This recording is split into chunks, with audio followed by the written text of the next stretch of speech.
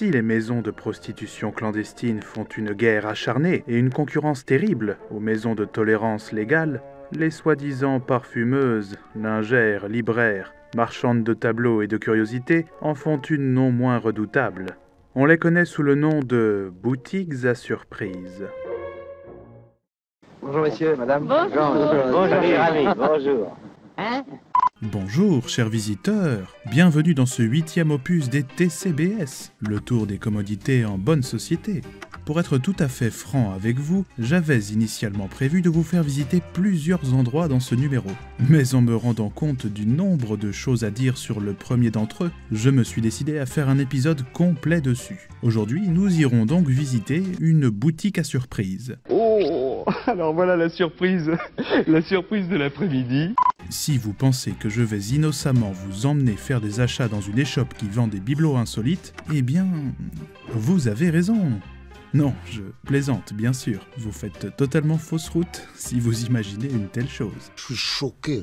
Pour tout vous dire, dans les magasins où nous allons aujourd'hui, les articles sont le cadet des soucis des marchands. Ou devrais-je plutôt dire, des marchandes. Et oui, les boutiques à surprise sont des échoppes dans lesquelles on peut certes acheter des choses, mais où on peut aussi et surtout se payer un peu de plaisir. Je te trouve jolie. Vous l'avez compris, cette vidéo est la deuxième étape de notre voyage dans le Paris de la prostitution au 19e siècle. Il faut dire qu'en ce temps, aller rendre ses hommages aux éthers est un loisir tout à fait ordinaire pour la gente masculine, peu importe le milieu social. Oh, ça c'est rudement vrai. Oui. Pour bon nombre de messieurs de la belle époque, aller délester ses parties nobles auprès d'une professionnelle est aussi banal que d'aller prendre un verre en terrasse ou se faire un cinéma de nos jours. Hors temps de pandémie mondiale, cela va de soi. Et comme la demande de prostitution est grande, l'offre s'adapte à toutes les situations de la vie quotidienne. Ainsi, trouve-t-on des prostituées dans des lieux où, de prime abord, elles n'ont absolument rien à faire. Lesquels ? Eh bien, nous allons en voir un de ce pas. D'ailleurs, trêve de palabres. Laissez votre pudeur au vestiaire, car aujourd'hui nous partons en quête du fruit défendu dans les boutiques à surprise.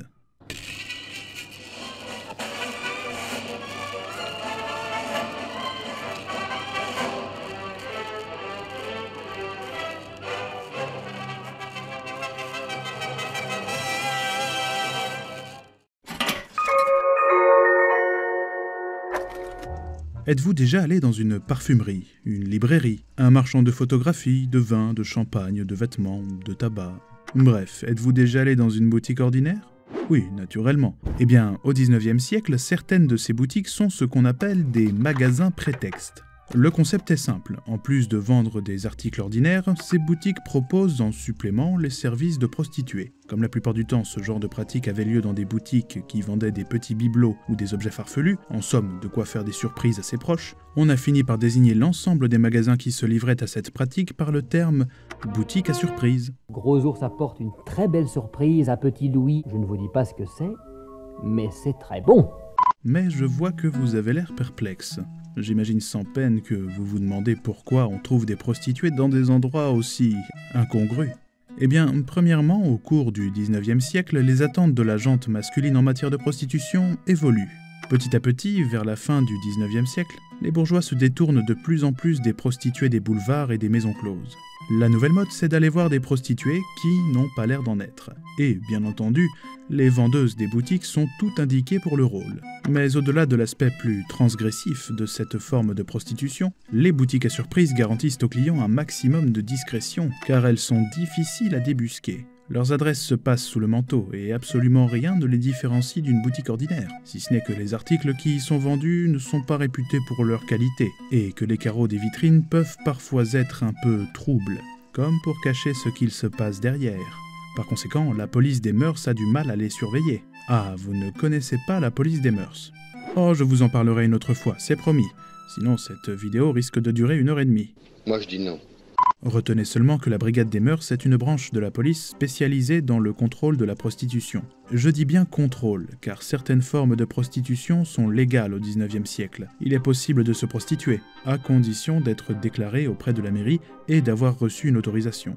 La police a donc tout intérêt à localiser ces magasins, car contrairement aux maisons closes assermentées et aux prostituées encartées, c'est-à-dire les professionnels déclarés et qui ont une carte d'autorisation, les filles qui officient dans les magasins prétextes se prostituent clandestinement. Ce faisant, elles échappent au contrôle sanitaire qui, normalement, est obligatoire pour toutes les filles de joie, afin de limiter la propagation de maladies sexuellement transmissibles. Les rares descentes de police dans les magasins prétextes peuvent donner lieu à des scènes assez incongrues. Tenez, laissons un témoin direct nous raconter une de ces rocambolesques descentes. Un jour, une descente de police eut lieu chez une marchande, et on trouva dans l'arrière-boutique une femme en train de faire essayer une paire de gants à un collégien. Elle avait choisi pour cette opération un costume qui ne la gênait pas. Elle était complètement nue. L'histoire ne s'arrête pas là. La femme fut arrêtée et, lors du procès, on s'aperçut qu'elle était la nièce d'un haut fonctionnaire de la préfecture de police. Et quand le magistrat lui a demandé pourquoi elle était nue dans la boutique, elle a répondu que c'était parce qu'il faisait bien trop chaud. Il fait chaud, hein? J'ignore si cette défense l'a desservi, mais j'en doute. J'imagine, maintenant que je vous ai initié au concept des boutiques à surprise, que vous vous demandez comment j'ai pu obtenir une adresse, car ces magasins sont tous plus ou moins secrets. La question est légitime. Pour ne rien vous cacher, tantôt j'étais au café et un serveur m'a recommandé une adresse bien précise. Au 19e siècle, les garçons de café sont toujours au courant de plein de choses et font souvent office de tampon entre le monde interlope de la rue et les honnêtes bourgeois souhaitant s'encanailler, qui constituent la majorité de leur clientèle.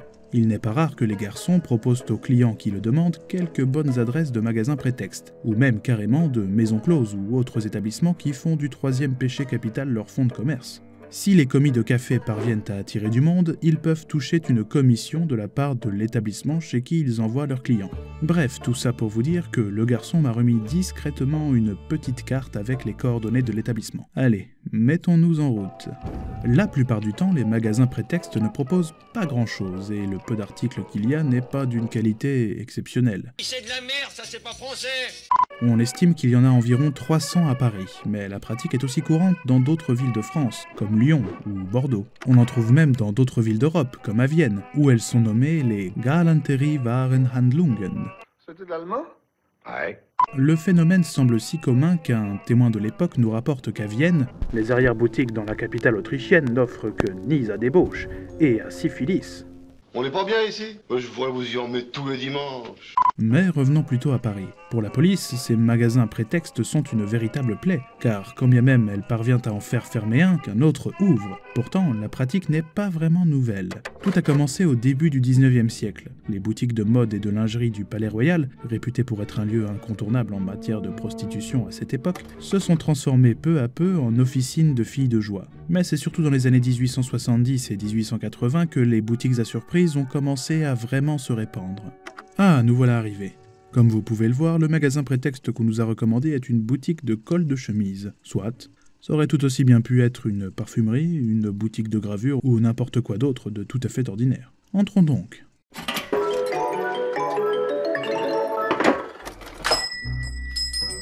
Ah, je sens que vous avez tiqué quand j'ai parlé de boutique de cols de chemise. Certes, de nos jours, ça n'existe plus, alors que c'est très pratique. Et pourtant, ces boutiques ont bel et bien eu des raisons d'être. Au 19e siècle, l'écrasante majorité des hommes ne portent quasiment que des chemises blanches très sobres, et seul le col fait vraiment la différence. Comme tout le monde n'a pas forcément les moyens de collectionner les chemises qui valent leur pesant d'or, les cols sont amovibles. Ça permet de changer facilement de style sans se ruiner. En revanche, n'oubliez pas que par souci d'esthétisme, il convient d'adapter la forme de son col à la largeur et au style de nœud de la cravate qu'on porte. Malheureusement, beaucoup d'hommes qui portent des cravates de nos jours ignorent cette règle pourtant élémentaire. Mon pauvre ami, tout le monde en est là. S'ajoute à ça le fait que les cols s'usent et se salissent plus vite que le reste de la chemise. Pouvoir en changer régulièrement et les laver indépendamment du reste de la chemise permet donc aussi de limiter les frais de blanchisserie. Bref, la boutique de cols de chemise est une solution économe qui gagnerait à être remise au goût du jour, si vous voulez mon avis. En plus, dans le cas des magasins prétextes, vendre des cols de chemise, autrement dit des articles masculins, est d'autant plus pertinent, puisque cela va attirer une clientèle masculine, pour le plus grand bonheur des tenancières. Mais vous m'avez fait horriblement digresser. Je vous rappelle que nous sommes ici pour pas pour les cols de chemise en tout cas. Bah, ce n'est pas grave. Au moins la vendeuse nous croit intéressés. D'ailleurs, vous remarquerez qu'elle est plutôt avenante avec nous. Pour ma part, je vais quand même joindre l'utile à l'agréable et me prendre un col club, l'équivalent masculin du col Claudine, et un col italien, une valeur sûre. Et vous prenez quoi? Si vous n'y connaissez rien, optez pour un col classique, un indispensable pour les profanes. Bien, maintenant passons à la caisse. C'est là que ça va devenir amusant. En réalité, la caissière des magasins prétextes n'en est pas vraiment une. Certes, elle est gérante de sa boutique, mais elle est aussi maquerelle. Ces maquerelles sont en général liées au monde du vêtement et de la mode. Un journal de 1885 rapporte à leur sujet « Les agents les plus actifs du recrutement pour la prostitution clandestine sont les maîtresses ouvrières et les premières demoiselles de magasins de grands établissements de mode et de couture. » Il est en effet idéal de connaître le fonctionnement d'une boutique pour pouvoir un jour ouvrir la sienne. En plus de bien connaître le fonctionnement des magasins, ces femmes ont sous la main un troupeau de jeunes filles dont la situation est plutôt précaire et qui sont autant de recrues idéales pour la prostitution. Dans la grande majorité des magasins prétextes, la gérante emploie 2 ou 3 femmes qui, en plus d'assurer l'entretien de la boutique et de faire quelques ventes, doivent surtout satisfaire les envies inopinées des clients qui le souhaitent. Lors du paiement des achats, la tenancière va nous proposer, pour un petit supplément, de passer un peu de temps avec la vendeuse. S'il y en a plusieurs, nous pourrons choisir soit l'une, soit l'autre, soit les deux en même temps si l'on est en forme. Excellente idée. L'affaire se réglera dans l'arrière-boutique, le salon d'essayage ou au sous-sol. Il arrive que certains magasins prétextes soient équipés d'un petit salon spécialement prévu pour les parties de jambes en l'air. Concernant les filles faisant des passes dans les boutiques à surprise, le manque de sources les rend plutôt difficiles à cerner. Comme on l'a vu avec la nièce du haut fonctionnaire de police qui s'est faite pincer lors d'une descente, elles ne sont pas forcément issues de milieux particulièrement pauvres. On peut aussi supposer que ces femmes ont une certaine éducation. Et oui, la clientèle de la plupart des magasins prétextes est composée de petits bourgeois bien comme il faut qui feraient probablement un AVC en mettant un pied dans la rue Montjoly. Oh mon Dieu, épargnez-moi cette épreuve. Oh. Les filles de boutique doivent donc avoir un minimum d'éducation, de tenue et maîtriser les codes sociaux de la bourgeoisie, car, je vous le rappelle, nous sommes à une époque où les cloisons entre les couches sociales sont étanches pour beaucoup de monde. Voyons un autre indice pour se faire une idée sur le profil des filles. Même si la patronne nourrit ses employés, elle ne les loge pas. En outre, le nombre de passes par jour est irrégulier, et sans doute pas très élevé, car la boutique doit rester discrète pour ne pas se faire repérer. Les gains sont donc très variables, ce qui suggère qu'il s'agit plutôt là d'une activité d'appoint pour les filles qui ne sont payées qu'avec des appointements donnés par leur patronne.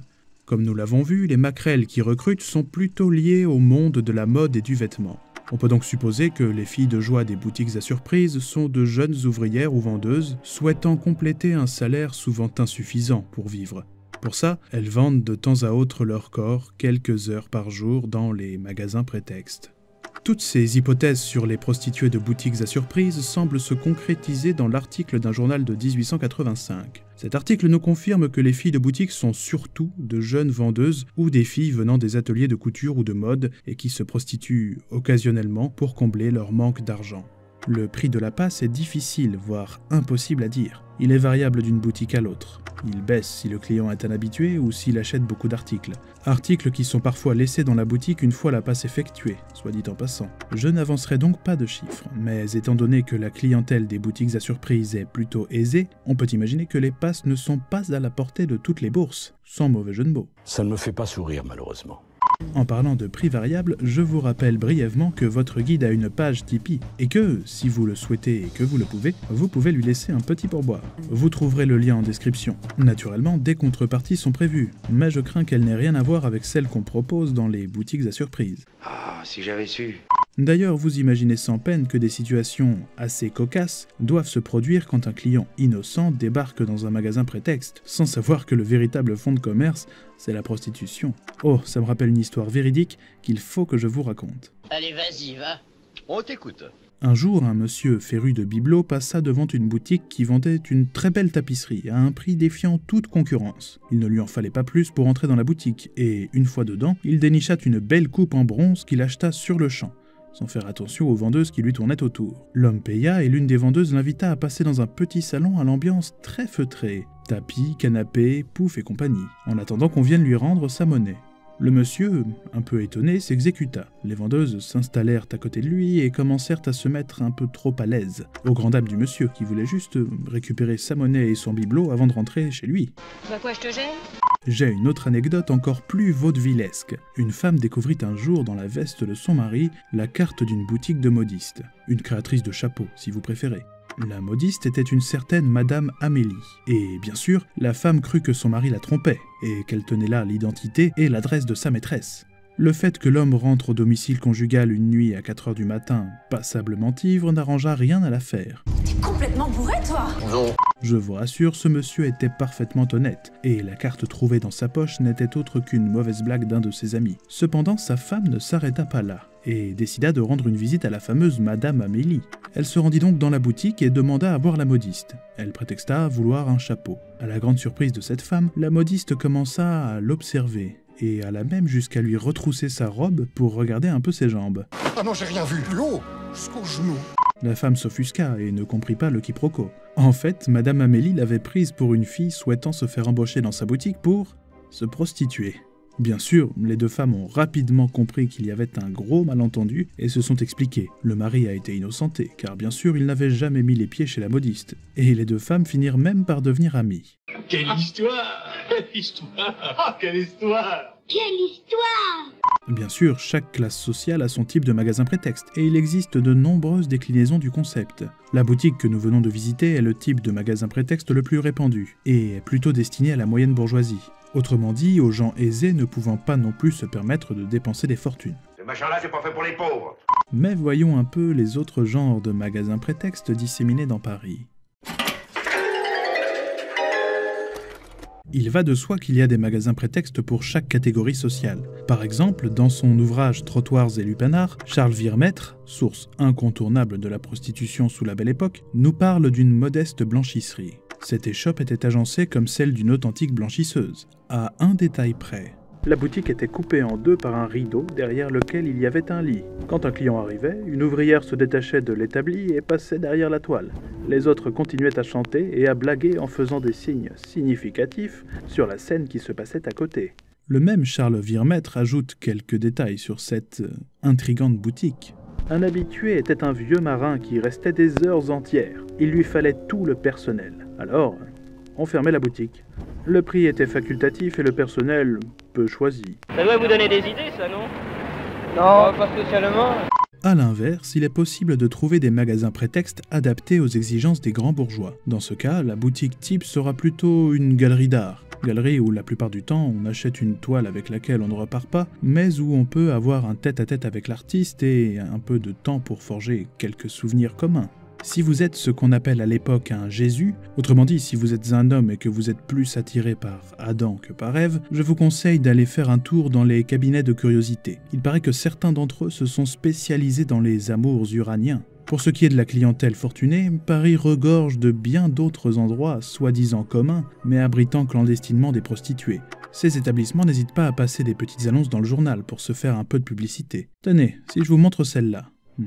Madame d'Alger, leçon de natation pour Dame du Monde, de 4 à 6 heures. 4 à 6 heures du soir, je suppose. Eh bien, en réalité, Madame d'Alger est une ancienne laveuse de vaisselle dans une usine. Elle s'est associée avec son amant pour monter son école de natation. Enfin, école de natation, c'est un bien grand mot. Dans son établissement, la piscine est une simple cuvette pour faire ses ablutions, et ce sont plutôt les messieurs qui vont y prendre des leçons. D'ailleurs, l'un d'entre eux, un vieux monsieur, s'est fait surprendre lors d'une descente de police alors que 3 maîtres nageuses étaient en train de lui apprendre les rudiments d'une nage qui s'effectue surtout avec les mains et les lèvres. En voyant la police débarquer, l'homme a failli se noyer, mais dans le verre de champagne qu'il était en train de déguster. Une pratique plutôt singulière de la natation, vous en conviendrez. Où est-ce qu'il va chercher tout ça? Dans le même genre, on trouve des établissements de massage, mais le nec plus ultra, ça reste d'aller voir la manicure, c'est l'équivalent de notre manucure. Prenons par exemple cette annonce. Madame Cora, oui. Eh bien, figurez-vous que le commissaire de l'arrondissement rendit un jour une petite visite à Madame Cora. Un témoin nous rapporte un souvenir de cette descente de police. Sur la porte de l'appartement, il y avait une plaque de cuivre portant ce mot « manicure » et au-dessous une main d'une finesse aristocratique. L'appartement était somptueux et fréquenté par une riche clientèle. Dans un salon, une demi-douzaine de jeunes filles jouaient aux cartes dans un costume qui ne les gênait guère. Elles étaient complètement nues. Dans un autre salon, le commissaire trouva un groupe dans le même costume. Un monsieur se faisait jouer un air de musette. C'est aujourd'hui le carnaval et tout l'univers. Ken des meufs au rythme de l'accordéon MDR. Voilà, maintenant vous penserez à autre chose en entendant les accordéonistes jouer de vieux airs de musette dans le métro. De par leur caractère clandestin et assez secret, il est difficile de savoir ce que sont devenus ces magasins prétextes. Selon toute vraisemblance, la pratique s'est perdue. Enfin, pas tout à fait. En effet, si vous vous promenez dans Paris, vous pourrez voir que sur la devanture de certains établissements de massage, il est précisé que ces massages ne sont pas érotiques. Et si l'on en croit une dépêche de l'AFP de 2015 relayée par BFM TV, un coup de filet de la police a permis d'arrêter une douzaine de personnes impliquées dans un réseau de prostitution. Et ce réseau de prostitution s'articulait autour de plusieurs salons de massage.